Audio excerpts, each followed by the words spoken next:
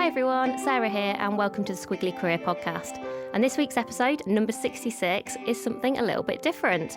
So regular listeners will know that as well as the podcast, Helen and I have a business called Amazing If. And Amazing If came from a very informal chat and coffee one day where we were talking about our careers, how they'd become really squiggly, and also how lots of people were not enjoying what they were doing. And our kind of phrase that really fueled, I guess, our business was, wouldn't it be amazing if we could make work better for everyone? And so that's a mission that we're really passionate about. And we know we're not the only ones. And so we thought after 66 episodes, occasionally a hiatus from listening to Helen and I might be quite a nice break. And so once a month, we're going to have a guest on the podcast. And that'll always be someone who we think is really kind of furthering the cause in terms of making work better for everyone. Our first guest is someone I'm so excited about. You will hear us recommend Bruce Daisley's podcast, Eat, Sleep, Work, Repeat, loads of times. Not because we don't listen to loads of podcasts, but because it's genuinely that good. If you want to listen to amazing guests, world-leading experts in their field, it's absolutely the place to go. And almost I'm disappointed if I have to listen to it while I'm walking because I want to be making notes. So I'm so delighted to have Bruce with us. So hey, Bruce. Hello there. That's very nice. Oh, and also it's lovely to be in the same room. So lots of you will know Helen and I often record these remotely, but Bruce and I are sitting in a very lush, lovely, posh studio. Yeah, doing it properly, which feels only appropriate given today we're here to talk about Bruce's new book, which is The Joy of Work, out yesterday.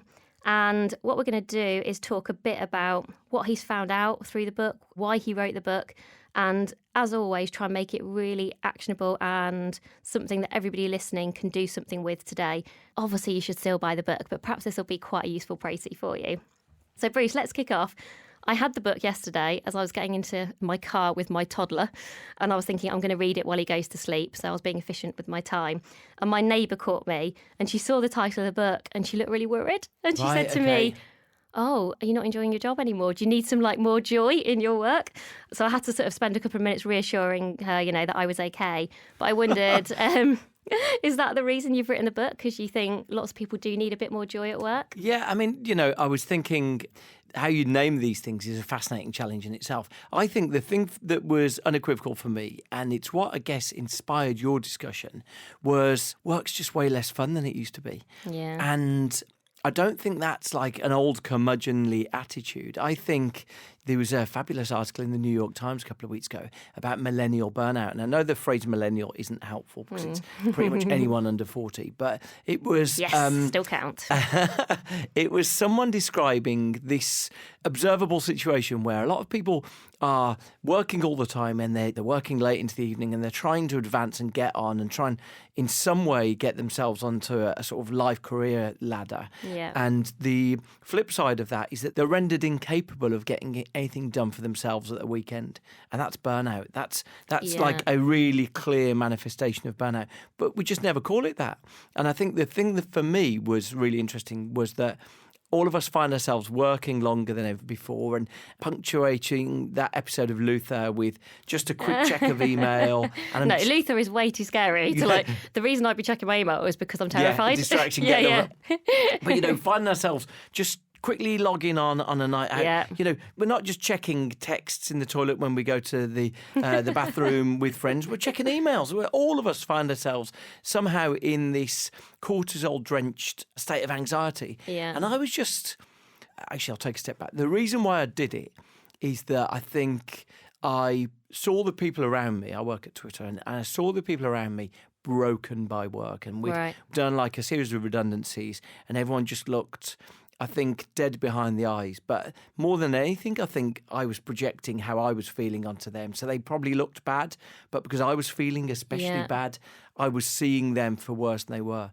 And I was just thinking, all of us are presented with this prospect of working another 30 or 40 years. Yeah. And I was like, I'm not sure I can keep doing this. Yeah. And when you have that wanderlust, that sense of maybe I need to do something else. In fact, I investigated. So here's some stats for you. A lot of people think maybe I'd be happier making organic bread. Yeah. Maybe I'd be happier working on a farm. Oh, I do remember. This is farming, isn't it? Yeah. So people who work on a farm. This is my boyfriend. He's maybe he's an accountant. Maybe I'd be happier if I was a gardener. Yeah, that's it. People just think maybe I'll be happy. Well, people who work on a farm, they are 4 out of 10 happy when people do a Not great survey. then. Not great. It's not even little lovely dog, Yeah. that country air. No, you're not going to be happier than you are if you make your current job work better. So Right. I think that was why I was interested. I was like, we kind of really loved, everyone who does a job, there was a moment when you accepted that job where you were thrilled with the happiness. Yeah. And so we know that there's a version of that job that really excites us, but can we get back to loving it? And I Ooh, think yeah, that that's was my interesting. start point. That is interesting. It'd be interesting to measure how happy you are when you start a job. Let's say you're going, I'm 9 out of 10 excited about the prospect of the job, and how that number changes That's right. over time, and what would it take for that number to stay the same? Yeah, that's right. And you sometimes see it's described as a work honeymoon. They say that Yeah. when employers hire someone and when someone takes a job, there's normally 10 to 12 months of mutual feeling of we're really happy about this. Right. And both It's like a relationship. Yeah, and both sides tend to wane in their enthusiasm after 12 months. So how could you Ooh. keep that enthusiasm? Do you know how long I've been in my current job? Exactly 12 months. Right, here we go. But to be clear, I'm not waning in my enthusiasm, just in case anyone's listening. But that's it. So I was interested. What are the ways that we could keep us in love with our jobs? Yeah. And, it's almost a bit embarrassing in the same way that no one at school says, I love school. Because It's not cool. deeply uncool. Yeah. There's something about jobs as well, where quite often we're a little bit embarrassed to tell our friends we love our job. Yeah. Or if a friend tells you they love their job, you sort of like, all right, wind it in a bit. Yeah. And so yeah. we're just embarrassed Especially if to you're share these British, things. maybe. That's right. I think especially if you're British. Got to play it cool. Yeah. And so you've divided the book into, so there's 30 actions in total and 3 different sections: recharge, sync, and then buzz. So what I've done, because I thought it'd be interesting for everyone listening, is for each of those sections, I've picked one of the actions that I wish I was doing but I don't do today, and one of the actions that I actually do. And I thought we would kind of talk about how has that worked in the research and people you've talked to, like why are these things impactful, and what could people listening do for themselves? Because that's what I was really struck about with the book. You've not written the book particularly for leaders or for people in a certain position. The idea is that these 30 actions are often relatively small things in themselves, but that could add up to quite a lot of joy by the end. And it's worth saying, so the reason why there's those sections there, I'm obsessed with workplace culture. I'm obsessed with, sometimes I've worked in wonderful places, really well-resourced places, and they haven't felt as special. I haven't felt the connection. I haven't felt that I wanted to work as hard as in other places that maybe have had less resource. And so I was interested in, firstly, all of us being responsible for work culture. Yeah. Can we all contribute to it? Because great places I've worked have existed despite the boss rather than because of the boss. So how can each of us contribute and create work culture? So that was the start point there. But secondly, I've just observed that a lot of people say, oh, yeah, we've tried to fix our culture at our place. And so I was with a charity last week and they said to me, we're trying to improve the culture here. The problem is when we sent an invite for the 3-hour meeting about culture, people were just like, I can't be bothered to do this. Yeah. And so that the was irony, a 3-hour meeting. So We'll that get was on to meetings. That was my entry point. I was like, okay, we all want to fix culture, but maybe we need to fix ourselves before we fix culture. So the reason why it's stack ranked like that, recharge first, is that half of all office workers are in a state that would be regarded as burnout, where your judgment's impaired, your energy levels are lower than you'd want, you don't feel creative, and you can't get people to feeling like they're in a dynamic, fast-moving culture until that people are feeling less broken themselves. So that's the reason why I sort of categorised it like that. Turning up saying we're going to fix the culture around here without re-energising people is destined to fail. And I think culture is one of those words where it feels quite ethereal and kind of what does it really mean? And I always think it's just the way things are done around here. And actually all it is a collection of individuals and teams taking actions. That's right. And so if you try, I worry about sometimes trying to do the top-down culture thing, although I believe it's very important that as an organisation everybody takes culture seriously. How much can you impose versus how much do you sort of need to enable? I always find that kind of dynamic quite exactly interesting. That. And that's why those big cultural initiatives, if a CEO starts at a company, if the company's more than 200 people, the CEO effectively can't really do anything by sending an email or calling people into a presentation. It needs to be built in little teams. And so, my feeling is the unit of culture is about individuals and teams. Yeah. And if you build little teams of 10 or 12 people whose culture has changed, then that can contribute to something greater than that. But they're just mandating that something... You will act in this way. That's right. You're going to struggle to do it. So let's start with recharge. So the action in recharge that I read about that I want to have in my life really quite desperately was this thing called monk mode. So tell us what monk mode is. It comes from some work by a guy called Cal Newport. And to be honest, Cal Newport's work about deep work is not completely new thinking. It's sort of like connected to the idea of flow, that we get into a state where time slips away, we feel immersed in a project. And all of us can access flow quite often through, if we find ourselves drawing or colouring in. Colouring in is a classic example of flow. In fact, one of the interesting things that someone said to me is the reason why cycling is so popular with a lot of people is because you get into a state of physical flow. You're just doing a mechanical movement, and we get so much joy as living organisms. We get so much joy from being in a state of flow. But we quite often, the way that work has been constructed is we often don't access flow through things like that. So work is so staccato, we work on something for 3 minutes and then we're interrupted, and 3 minutes, then we're interrupted. And actually that sort of damages the way that our cognition works to some extent. So if you can get into a state of deep work, if you can get into a state of flow, firstly, you'll be astonished how productive it is, how much work it actually gets done. But secondly, we reach a state where work feels a bit more satisfying. Probably one of the leading experts on workplace culture and psychology is a woman called Teresa Amabile. And she said a good day at work is when we've made progress in something meaningful.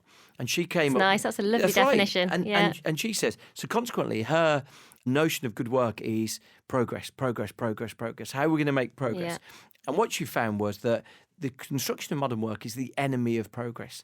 We do something and someone says, just a quick one, can you do this?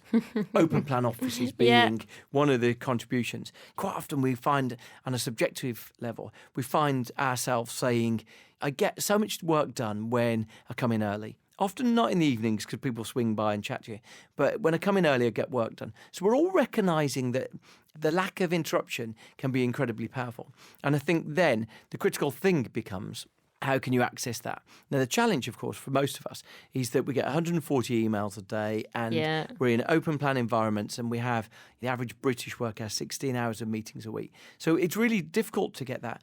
But what Cal Newport says is he gives a very simple access point to it. And that's, why don't you do a monk mode morning? So monk mode where no interruptions, no distractions, no talk, no real stimulus of any sort. And twice a week, maybe on Tuesday and Thursday, you don't come into the office till you've done 60 to 90 minutes of uninterrupted work. Yeah. So I think most of us would say we can accommodate that in our working schedules and we can get it done. My colleague David Wilding, he does this thing. Yeah, I know David. Okay, well, he does this thing where he lives... miles away, doesn't he? Miles away. I mean, 2 hours journey away. 2 hours in the morning, 2 hours in the evening.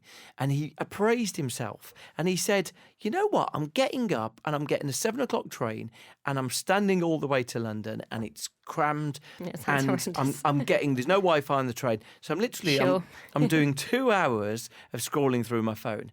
But I've noticed if I get the train 45 minutes to an hour later, I can get a table and I can sit down and I can open my laptop, and because there's no Wi-Fi, I can't do anything sort of email related, but I'm writing a presentation that I've been looking at doing for a week, or I'm thinking about that article that I read last week and thinking about how can I adapt it into an idea about something.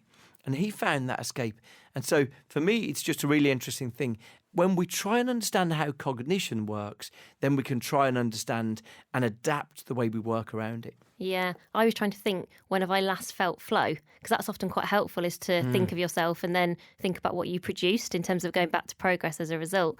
And as our listeners will know, we're sort of a year behind Bruce in that we're just writing our book at the moment. And actually, I found to successfully write a book, you have to get into monk mode. That's probably my example of the only time at the moment where I'm in pure monk mode, because you've got a deadline. So you have to make progress and you can't have any interruptions. You need to just sit and really focus. And so actually by setting out almost just more of a time, going, right, from 9 till 12, all I'm going to do in that time is write. And actually it's incredible the progress that you make. You really do though, don't you? Yeah, and then you come away just thinking, okay, well, imagine if I did that more often and in more different scenarios. Yeah. And I do think your point about open plan offices is really interesting, because I guess most of our listeners will sit in now a broadly open plan office. There's not many offices I go into now, and they're always assumed to be a good thing. And I think they are in terms of sociability, people being able to kind of chat to each other. What I think they're not great for is productivity. Yeah. I chatted to a guy from Radio 1, and in Radio 1's open plan now, and he said, we used to be in a horrible building. It was like little cubby holes. It was 6 to 8 people in them. But what you'd find is each one was like a little tribe. So they'd all have their own music on. And so people would wander from cubbyhole to cubbyhole and occasionally chat to you and say, oh, what are you playing? He said, now we've moved to an open plan floor where everyone listens to the radio station.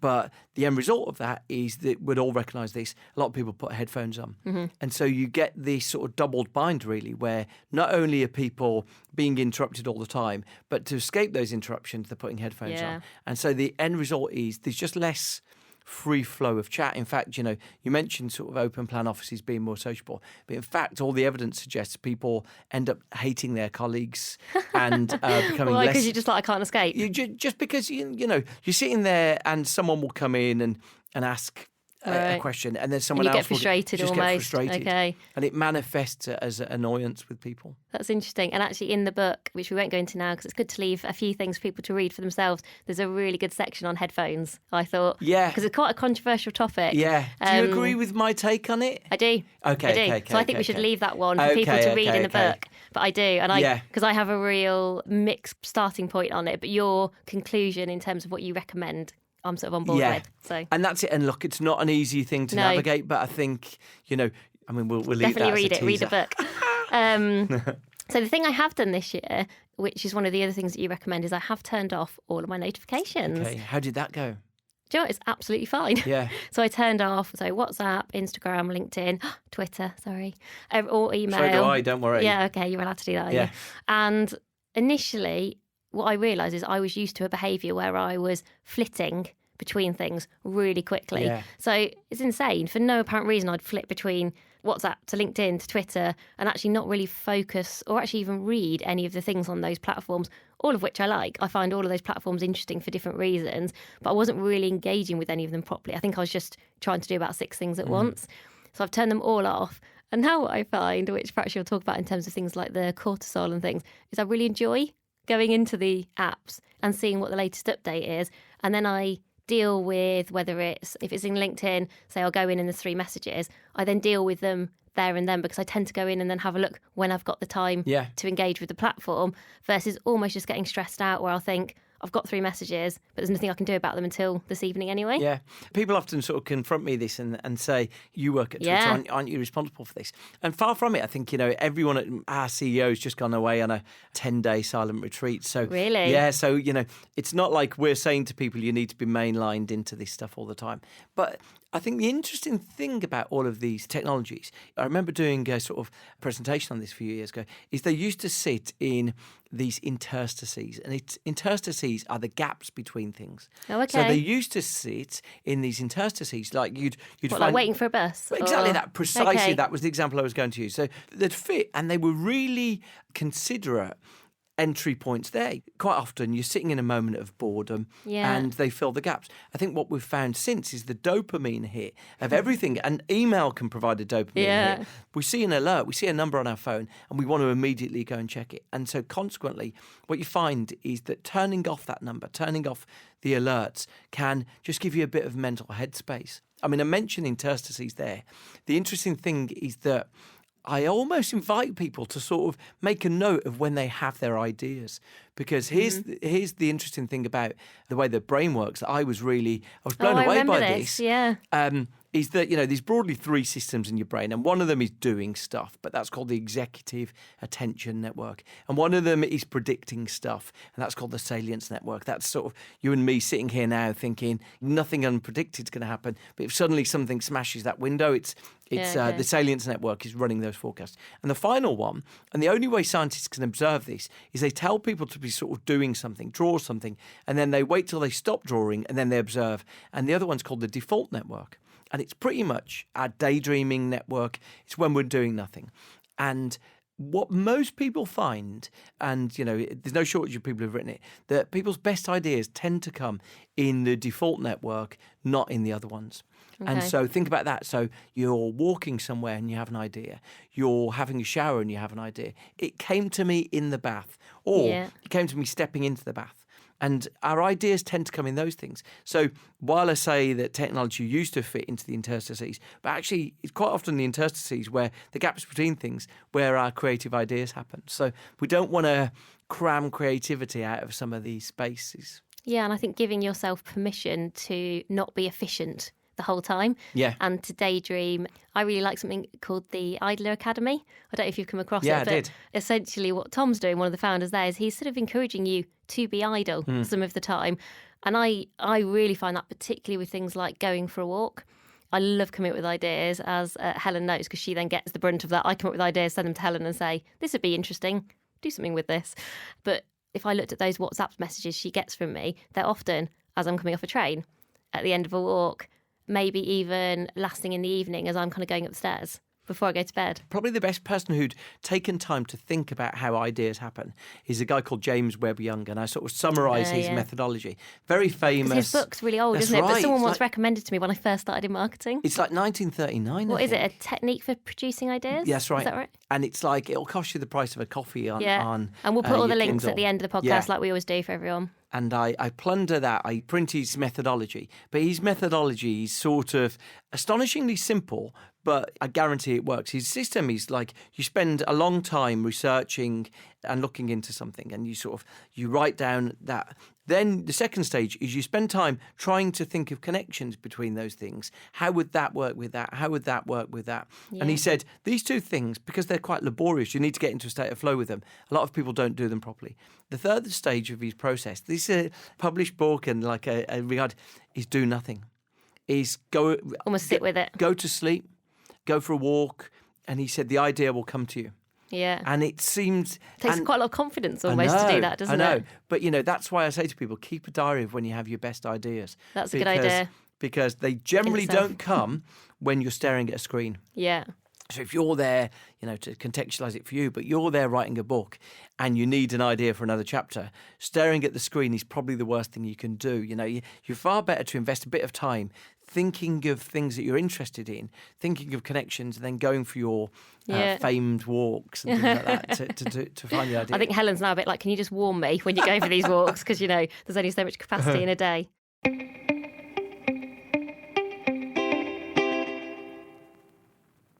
So that was recharge. Let's move on to sync. So the thing that I think everybody will look at in terms of an action in sync and everyone will dream of, but perhaps wonder whether it could ever be a reality, is halving your meetings.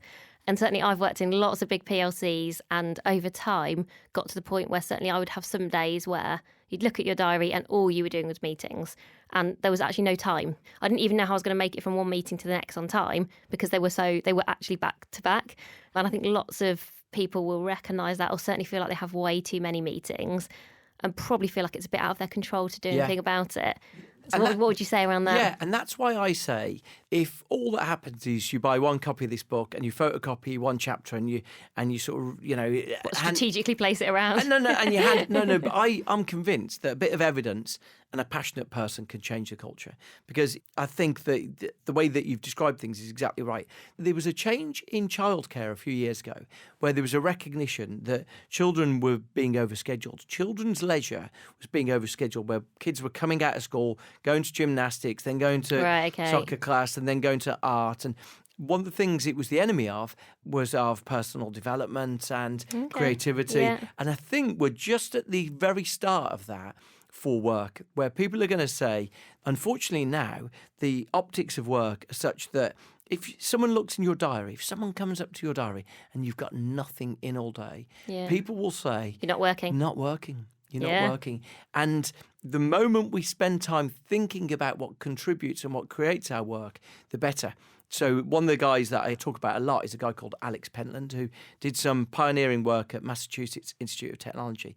And it's only in the last 2 or 3 years he's worked. But he put these badges around people's necks. I know, it's fascinating reading it in a book, And it's the sort of analysis that we're now familiar with seeing sports stars, Yeah, that's what it reminded me of. That's right. We see heat maps of a sports game and we think, oh, yeah, that's where all the players were. They're all around the box. They were doing that. Or you watch tennis and you watch where the ball's been distributed. But strangely, for the amount of time that we spend on it and for the fact that it produces everything in the economy, no one had done this in the office. Well, he changed that. So he did that. And what he found was it was just like this compelling data set where he said, right, it turns out meetings are in service of something, but they're not creating what happens in an office. Because when you get rid of the number of meetings, actually the amount of productivity doesn't change. It's about 2% contribution. Similarly, emails are about 2% contribution. Right. And so this sort of heat map of what was going on is about 40% of what happens, productivity in an office, comes from face-to-face chat, people chatting to each other. Now, back to that sporting metaphor, imagine if you were watching what was going on the pitch and you were saying, this is taking up 16 hours of 40 a week, these meetings. Yeah. Or as a minimum, probably. Yeah, and yet there's no output to it. Any coach in that situation would be going, hang on, so we think we can get a competitive advantage by reducing the amount of time in meetings. And that's why I'm convinced that a passionate person with evidence can change things. Because any bosses aren't like these villains where they're determined to lock people in meeting I hope rooms. not, because I'm one. But, like if someone presents a case saying, guys, here's what we're going to try and do. Here's our mission. We're going to reduce the meeting time that we have by half. That's it. And so consequently, we want you to document for us if you feel more productive, if you get more done. Are you getting to the bottom of your action points? Are you coming up with better ideas? And that's it. Yeah. I'm convinced that you go through that and people will come out of it going, actually, I'm more successful. There's a guy I'm sort of eternally in his debt, and one of the best workplace thinkers, a guy called Sir Carrie Cooper. And he works out of the Business Centre in Manchester University, but just an inspiring, brilliant guy. And he did this experiment where he went into a workplace and he said to one workplace, we're closing down your emails for Fridays and there's no meetings on Fridays. And he went back and he asked them how it was affecting their interactions with each other, their enjoyment of work. And people were just like, you can't make us go back to the old world. You can't make us go back to what we had before. You'll have a rebellion. That's right. So based on that, we know meetings are achieving nothing. We know that most of us kind of resent meetings. If you ask people why they do them, people consider them like a taxation, like something that is something you'll never get rid of, but you've got to do them. So as soon as you enter that, you say, okay, I wonder if we could set about halving the amount of meetings we do. We're not getting rid of them full stop, but could we shorten them? Could we halve the amount of time we're spending them? And I think once you enter with that mentality, I hear what you're saying, that it feels daunting at the outset, but you enter with that mentality and it is something that you can change. One of the things actually they did at Sainsbury's, which I always thought was really smart, was to challenge you on how long a meeting had to be. So, inevitably when you go into your calendar to arrange a meeting, there's often like a bit of an automatic prompt to be, oh, it should be 30 minutes or it should be an hour. Why can't a meeting be 10 minutes? Why can't a meeting be 20 minutes? This is why I completely agree with you. Quite often, the reason for a meeting is you just want to chat to Sarah about something. Yeah. And if every time you wanted to chat with someone, it had to be 30 minutes, it would become a daunting thing. Those interruptions in the office will be like, I'm not going to chat to anyone because, I don't want to commit to 30 minutes of this. And that's why I love, so in Sync, one of the things that I talk about is the way that a lot of businesses have found their way, that even though paradoxically I believe in the cause of abolishing meetings, I'm very in favour of social meetings. And social meetings are this weird thing where you get people together, often where there's specifically no intended objective or output. There's a lot of business school people who say that meetings need an agenda and need action points. And what you find is that I encountered so many businesses who'd created a social meeting, sometimes with a rough agenda, sometimes with no agenda. And what the upside of it, the benefit is that by just getting people into a space socially, quite often I'll come over and I'll have that 2-minute chat I was intending to have with you. Yeah. And it's only a 2-minute chat, but it feels light and airy, and we've done something productive. That me wandering over to you saying, oh, just a quick one, I just wanted a quick word about what we're doing about Manchester. And you immediately, we've solved it, we've decided what we're going to do, and we move on our way. The only reason I put it in there is so many businesses told me that almost embarrassedly they'd discovered that this was a really energising way to reorganise their office. So the power of a social meeting is in service of trying to make you feel more connected. Yeah, and I guess it also might connect to people feeling trusted and a kind of sense of belonging. So we've talked before on the podcast about things like psychological safety. Yeah. And I can imagine actually one of the reasons I was thinking that I wouldn't want to sort of stop having some meetings is I feel like they create a sense of trust and bond between those people, even if they're not super productive. But actually that trust and bond is probably helpful in its own right in terms of creating safety. Look, the future of work is how about. So how about you tried? Here's what we do. At 3:00 on Wednesday, we all go and gather by those sofas. And that's what you do. And so consequently, you all go and gather by the sofas and you work together for an hour. You're just sitting near each other, working together for an hour. And so immediately, if you need to chat to two people there, you get them in a huddle. Just a quick one, we want to do this. So trying things and doing how about and trying and trying different things out. Yes, the reason why sometimes there is a benefit of meetings is that you want a time when you can definitely chat to Mark. Yeah. And you know that if you try and arrange it today, his diary's crammed, but his diary has no overlaps that work with your diary. And so what you do is you immediately schedule something that then somehow develops a life of its own. It's like a child that you never wanted. And suddenly it's got an agenda to it. And all you wanted was a time that you can definitely chat to Mark each week. Mm-hmm. And immediately it's become this thing where, what's the plan for this week's meeting? Oh, we're going to get this person to come and chat to us. And immediately you've basically created bureaucracy. And all of us, when presented with the idea of bureaucracy, hate it, but find ourselves facilitating it and continuing it. So the more you can, I think of different ways of doing things. And, you know, all we're doing is we're huddling each week for an hour. Yeah. And if you can't join us, no worries, but, you know, try and make the time on the calendar for it. And maybe just think about different ways to be productive, but still get the benefit of sync. Yeah, I think it's encouraging everybody listening to think about what assumptions you maybe have about how you have to work and the way in which you work, and challenge and almost ask yourself why. And if you can't think of a really good reason why, think about how might we, or what might we try and do differently. Yeah. There's a really interesting thing, and I know you're interested in careers, and one of the challenges you find about careers is the recruitment process is so inexpert. And so I was chatting to a recruitment expert for my own podcast last week, and he said the thing about recruiting and interviewing is that we struggle to measure what people are like. But the reason why we struggle is because we don't know how good people are in their jobs. Yeah. And here's the it's crazy thing. Almost. It's a fake scenario. Right. So we don't even know how good the people we employ are. How can you assess the people you don't yet employ? It's just, you're guessing. And it's because none of us actually measure what happens at work. We all we play mum and dad a bit. We go to a meeting where we're all looking serious and someone's produced some slides and they're lovely slides, and then we all talk about something and we go away and we feel like in the game of mum and dad, we sort of did a good job of being adults. Whereas if you try and start with the other point saying, what are we producing here? Did we produce more of it?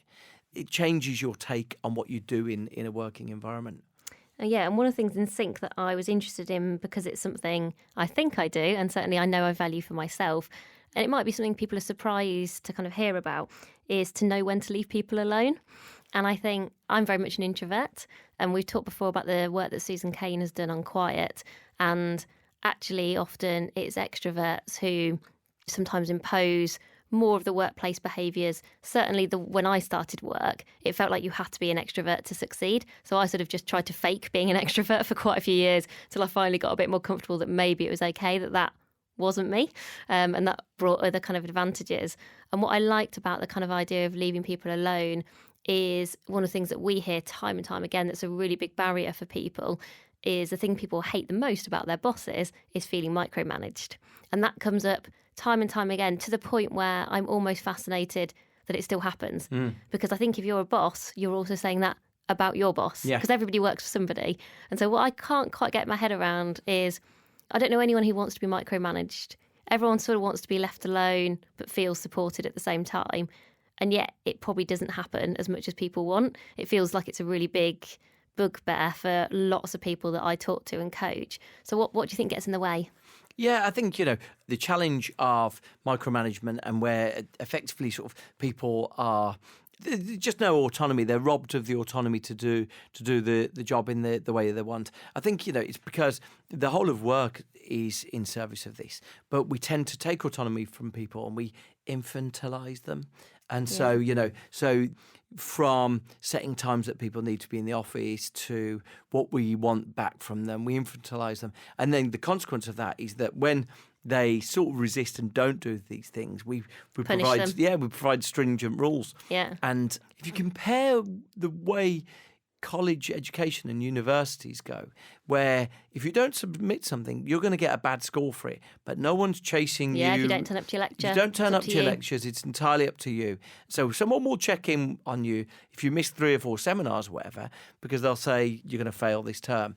But no one's parenting you. Whereas work, in contrast, doesn't work like that. Work is far more laid down by rules and regulations. I chatted to someone who used to be the foreign correspondent of the Times newspaper. She's just left, actually. And she said... Fascinating job. I know. And she said her dream job was the few years she was the Times correspondent in Rome. She said, imagine this, I would get up in the morning, I would check the news, I would go and meet someone who was a contact, a source. I would go and have a coffee with them. I would wander the streets and then I would file a piece of copy. Sounds perfect. I know. I would try and file a piece of copy every day. Then after she'd been done with a sort of tour of duty in Italy, she came back to the UK. She was told she had to be in by 9:30. Right. She was given a seat just by the toilets. If she wasn't in her seat, her boss would say to her, "Where are you?" And you can see the two worlds. One is one where you're inviting someone to file copy, and she had to file twice a week, but she was aiming to file every day. But you imagine that's going to be colourful, characterful, and filled with the sense of the place. And to contrast that with what she was asked to do, and she was sitting at a desk in sort of Wapping or wherever it is, it's going to be like this dead, inert, lifeless copy. And I think through other people's jobs, we can see this. We can see that, if someone said to you, create the circumstances that you want this to be done, you can see it. But quite often when we're in our own work environments, I say in there, a guy gave me the metaphor. He said he hates it himself for it, but he becomes an evil mill owner. He becomes someone who, if the people aren't working in the mill at 9 o'clock, he asks himself, where are they? He wants to know why they're not back from lunch at 2. There's just things that go through your head that sort of create pernicious thoughts about the working environment. And the more we can remove ourselves from that, thinking about what's the job people need to do, the better, I think. Yeah, and if you're really interested in that parent-adult-child behaviour, there's a really good book called Coaching for Toads that uses wind in the willows as an analogy for what is called within coaching transactional analysis. Okay. And it talks about the language that sometimes we use at work and that how you end up treating people as if they were kids, basically. Maybe using language like, oh, be good. If you were about to go on holiday as a manager, and you might be saying it slightly tongue-in-cheek, but even by saying that kind of language, that actually has an implication in terms of who else do you say be good to? Kids. Kids. And so it's just, that's, it's really fascinating.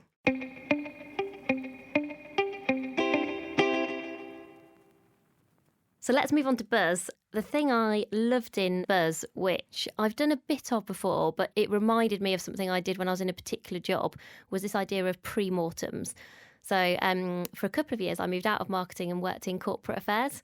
And actually, corporate affairs people, I found, are very good at pre-mortems because essentially it's this idea of asking at the start of any project rather than at the end, what could go wrong?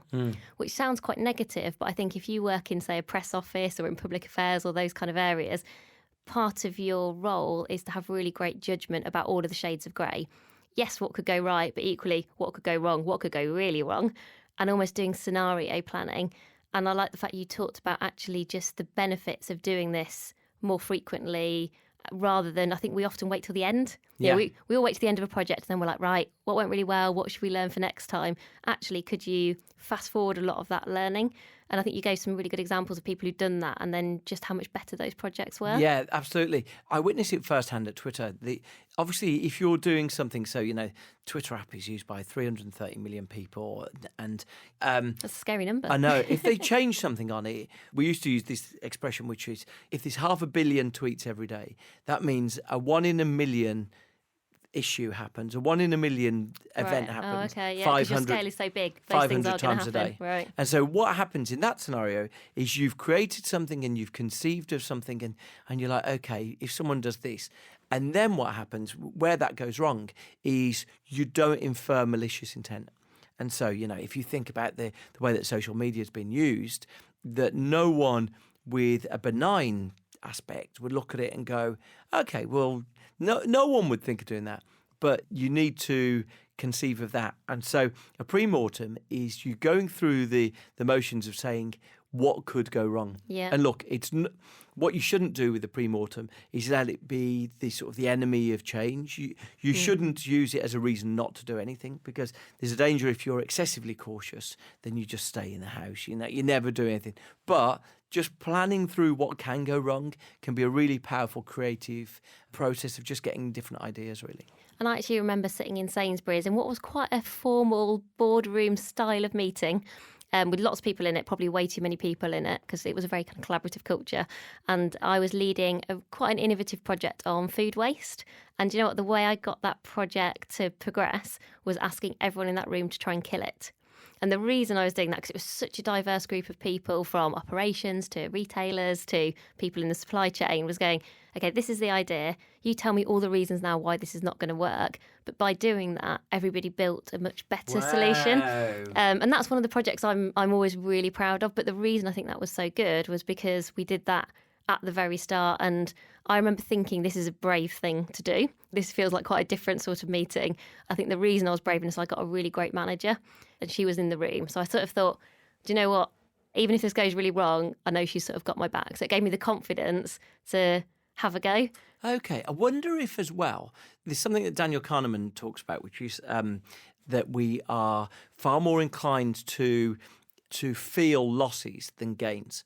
So, if I give you £50 and then tell you could lose it, your behaviour is very different to me telling you could win £50. Yeah. Very different behaviour. We're very protective. And I wonder if by saying, tell me how this could fail, you're making people root for it. You're making people feel, what a brilliant I like example. to think I'm just that smart. I know. I love it. Yeah, I think that's what I'm going to take from that one. And actually kind of linked to that, the thing that I came out of Buzz thinking that I've done actually particularly over the past 6 or 7 years since I've been in bigger leadership jobs is admitting where you've messed up. So admitting where you've gone wrong. I really don't believe in the idea of anyone is perfect, that any leader has some sort of magic formula or magic wand where they're kind of this perfect combination of a person that means they're able to lead just so brilliantly. And I'm a big fan of kind of Brené Brown's work on vulnerability. Yeah.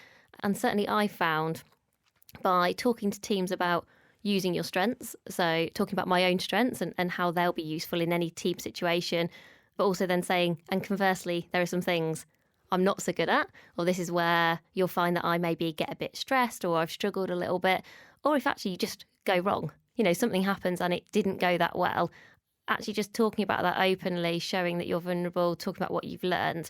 I think when I first started doing that, I felt really scary because you're trying to lead a team and you feel accountability and you feel like people are maybe looking up to you to role model behaviours. But what I found is what you're then doing is actually role modelling the behaviours that you expect of other people. Because one of the things I often remind people of is somehow I think we set ourselves standards that then we don't expect of other people. Right. Yeah. So I don't expect anyone that works with me, works for me to be perfect. But often people do expect that of themselves or feel like they maybe need to put a barrier up to expect that of themselves.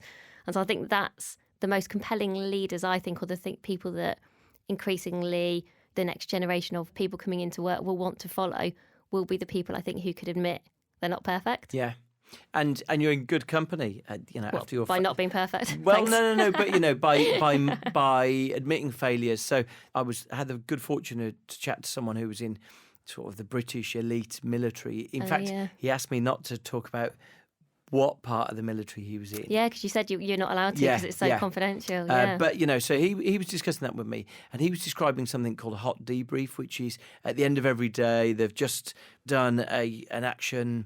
They've been out in the field somewhere and they'll gather together immediately when they're still sweating with a kit on and they'll talk about what they did that day. And he goes through, he describes what happened and then he says what he did wrong. Yeah. And I think, I'm fascinated with the vulnerability thing. The thing I find hard with it is that people don't know specifically what action they're meant to be taking. Yeah. And so the more you can say, it is this. So him saying, admit what you did wrong. Or there was a wonderful example. So the idea of psychological safety comes from the work of a professor called Amy Edmondson. And psychological safety is sort of the, in short You can make terms. mistakes. And the willingness to speak up to the boss and admit what's going wrong. And, you feel as protected as you would feel in a family environment, I guess, is probably the way you would describe it. And she looked at surgical teams. She went into in-depth in one paper, surgical teams who were just doing open heart surgery with a new methodology. And she contrasted these hospitals where the old methodology was cracking open your rib cage. The new methodology was going between a rib, but it meant that no one in the team could see what was happening. So imagine this, you're doing an operation on a body in front of you where one of the outcomes is the patient dies.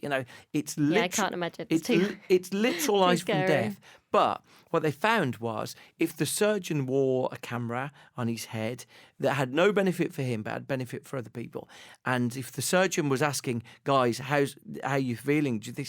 And if he modelled vulnerability and he modelled his own infallibility, the outcome was the teams were far more successful. They ended up succeeding at doing it rather than failing it. And the surgeons, where they were sort of these masters of the universe who didn't want to have a camera because there was no benefit for them, and there was just instructing how to get on with it, those teams often failed with the new system and abandoned it. And so you had this weird thing. If you looked at people who were in the successful teams, they would say about their surgeon, you know what, it doesn't matter how stupid the question, he's really happy to answer it. And we're allowed to ask anything we want. That was what the successful teams looked like. The unsuccessful teams were, if you do something wrong, that guy bites your head off. Mm-hmm. And so when we're sitting there and we're thinking what the future of work looks like and what good working cultures look like, it's this thing where imperfection and someone saying, I'm not even sure what I'm doing here, guys, is what the shape of success looks like. Yeah, and I think that links so closely to Carol Dweck's work around growth mindset, which we're massive fans of. Yeah. And this idea of going, everybody's always growing, learning. There's no such thing as being done. There's no point where you go, well, that's it, I'm done now. I am come out of the perfect factory. And I guess people will only feel kind of vulnerable and be prepared to talk about their weaknesses or maybe some things they're not so good at, I think, if they see people more senior than them doing it. I think it's a big ask for people to do that if you're not seeing that from people you work for. I loved Carol Dweck's work. I'd love if it was a bit more accessible, though. That book I found so Her TED Talk's hard. really good. Agreed. Yeah. But the book itself reads like a textbook. Yeah, well, I think she's an academic. super isn't she? academic, isn't she? Yeah. So she's brilliant. But there's one really good infographic that has been produced which sort of talks about the difference between growth and fixed mindset. But that's sort of it in terms of accessibility. Right. Okay. I mean, because I was thinking I want the cartoon strip version. Yeah, I want like the really easy version. Yeah, but I think it is fascinating. It was originally designed, wasn't it? The tests were done actually with kids and with children. But I think as more workplaces start to use that to influence how they recruit, how they develop people. I know that Microsoft, where Helen worked for a number of years, they actually recruit people based on growth mindset, and that's how your performance is appraised. So people are starting to take it really seriously. I know their chief exec talks about it. So I can't believe there's not some academics out there going, oh, how do we apply this in a work context? Because it'd be a smart thing to do. Right. So of all those 30 actions, Bruce, which one have you taken and that's had the most impact? Most of them, I was very keen to do. It's things like reclaiming your lunch break, I think is... Yeah. I try, especially when I've been sort of writing a book, I try to at least do something different. So, in fact, preparing for my podcast, I often go and sit in the park and read a book for 30 minutes or try and just do something to refresh myself and step away from my desk. The one I'm so completely compelled by is the power of laughter. And so I tell you why. It's because we've all got this subjective experience that we like laughing. Actually, there are societies around the world where laughter isn't invited, but we sort of love laughing. And I was really taken with researching that. And, there's not a lot of research on laughter. The people who've done the research say that I think there's 75,000 peer-reviewed papers on anxiety, and there's about 30 on laughter. Oh, that's almost sad, isn't it? I know, because they consider it's a bit frivolous. It's like, why are you doing it? But the leading expert on laughter, a guy called Robert Provine, and he said, when you deconstruct what laughter is, it's a bonding mechanism. So it often signals that no harm will happen here, or it's a way of bringing groups together in affinity. So he goes around and he tracked people, and he noticed that when people were laughing, it's often not something that's funny that's happened before it. It might be notionally funny, or that people have done it in service of being funny, but it's not funny. No third party would listen and laugh. But he calls it an impoverished bird song. He said basically it's like when birds sing together, it's because they're trying to signal that they're together. And when humans laugh, it's exactly the same. And so, right, you start looking at that and then you go, okay, so what does it do? Increases our creativity. You put people in a room together and make them laugh. They're more creative. It bonds. It creates a sense of affiliation. It improves their sync. So he's like, laughter, a bit like sleep, is like this magical human thing that just pretty much improves everything it touches. But how often in workplaces do we optimise to reduce laughter? One place I used to work, they would say, can you not talk on the office floor? Because and so, you've engineered something where you're sort of depriving yourself of this magical thing, really. I was just thinking there, as you're talking about sleep and laughter and reflecting on having an 18-month-old toddler who I think I've laughed more than I've ever laughed since having him, but I think I've slept less than I've ever slept. So I can't work out whether he nets out at being an okay investment or not. Maybe just about. He's sleeping slightly better, so he's tipping over. But laughter's so joyful, isn't it? And you can witness it sort of makes up for it, to be honest. You can witness it in that situation where you feel just so unburdened of everything. And so often we have a bit of serious face when we're in the office. We think that success is being earnest and meaning business. And we're removing ourselves from just like a real free pleasure in life. Yeah, and I guess if you look at people like Richard Branson, he always seems like he's having quite a lot of fun, to be honest, and laughing quite a lot. Helen used to work for Virgin, and she said he genuinely wants to enjoy his work. And so he kind of takes the idea of having fun and kind of laughing really seriously. So it's really fascinating. Yeah.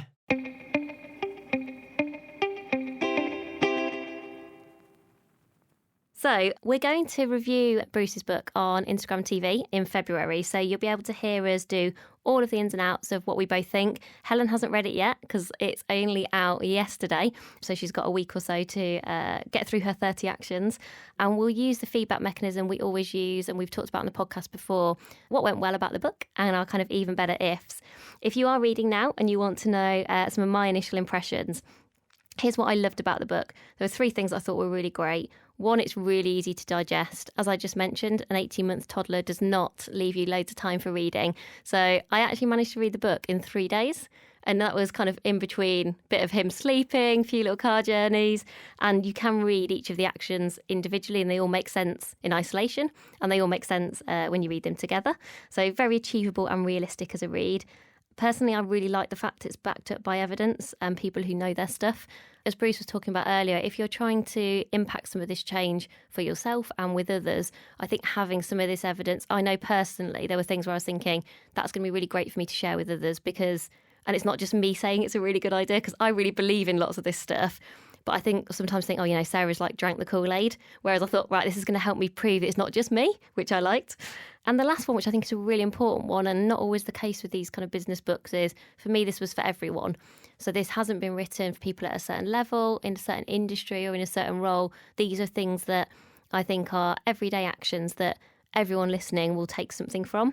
And we will post on Instagram and we would actually love to hear the actions that you are taking. So what we'd really encourage you to do is share with us what actions you've done out of the 30. And I'm sure Bruce will get involved in that conversation as well. And we always do an even better if as well, which is actually more intimidating when Bruce is sitting right across from me.